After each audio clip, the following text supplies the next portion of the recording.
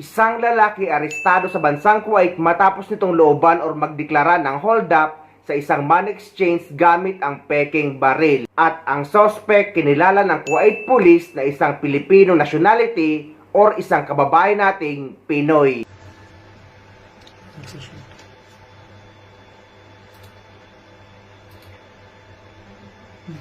Eurofast mi? Şükran. Tarım bizim de.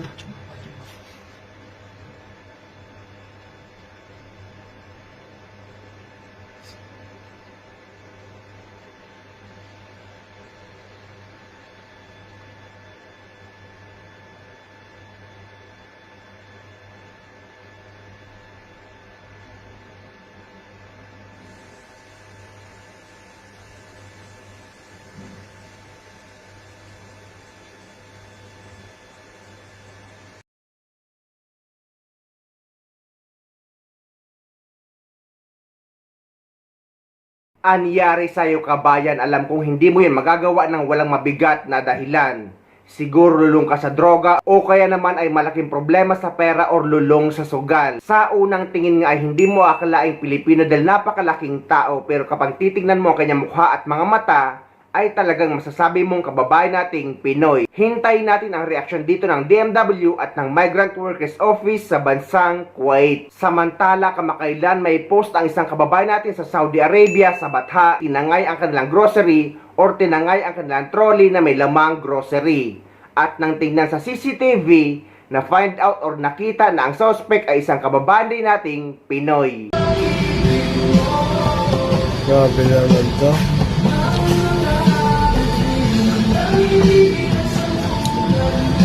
Tingin siya sa mga bag. We will wait. Alas ako sa wife din na Barsa. Aywa. Kasagbat sila eh. Alibaba Kabir. Si? Nilagyan. Papi check hada face. No one check number. Wala na. Yasin uttar Nilagay naman yung Kasi hada rakib. दूसरा आदमी का सामान तुम वो ट्रॉली में डाल के दिया अपने नंबर भी देखता नहीं है, क्या भी देखता नहीं है. Yes, papi kalam hada. Alibaba Kabir. Grabe naman to.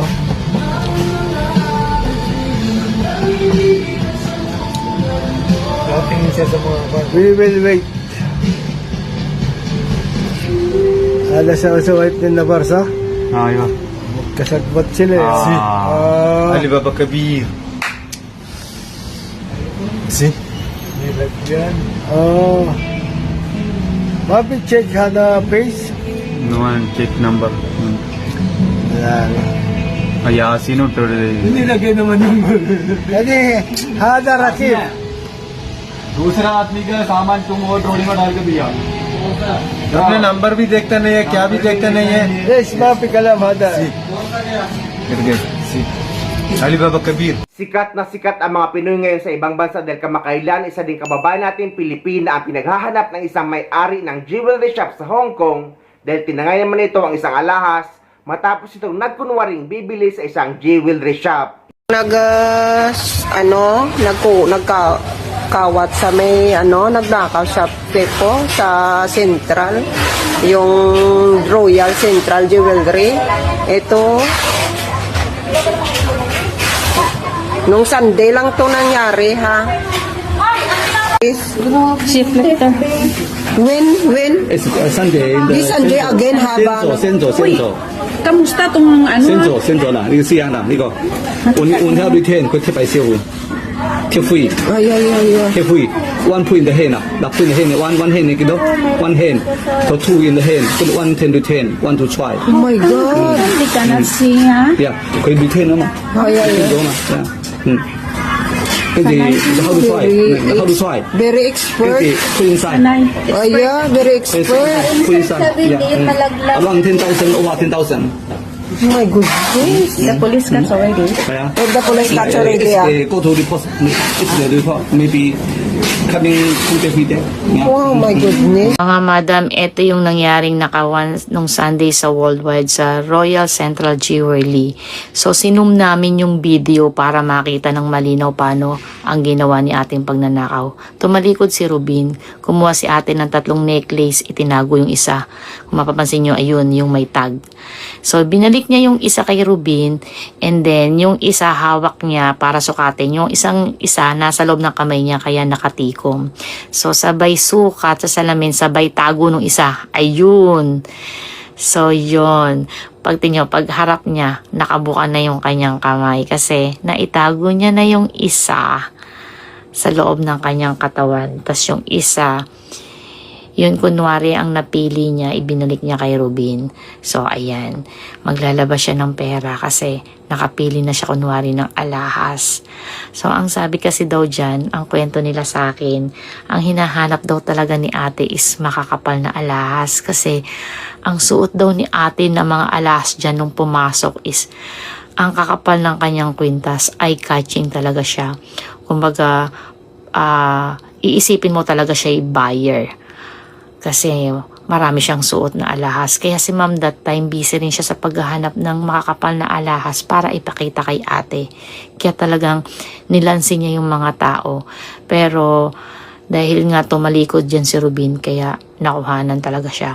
At iyan, ang plano ni ate, ikakash niya nga daw, magwi-withdraw siya sa labas. Pero sabi nga ni Rubin, huwag ka nang mag-withdraw kasi may machine kami dito. Kung yan ay credit card or debit card, meron silang machine. Pero sabi daw dyan ni ate, magka-cash daw siya. Gusto niya raw cash. Kaya, pinare-reserve niya yung alahas dyan. So, magre-resibo na sana si Rubin. Pero sabi niya daw, babalik. So, yan yung ganong pangyayari. So, ngayon, dahil kasi, kaya ako alam kasi madalas ako dyan, natambay ako dyan, kaya kinuwento nila sa akin, and then sabi niya, baka daw kasi kakilala nyo mga customer ko o nakikilala nyo si ate, so ipagbigay alam nyo daw sa kanila. Punta lang kayo sa kanilang shop, kay Rubin o kay ma'am, bibigyan daw nila kayo ng reward kung sino man ang makakapagturo kay ate kung saan siya nakatira dito or kung kakilala nyo siya. So, magbibigay sila ng reward.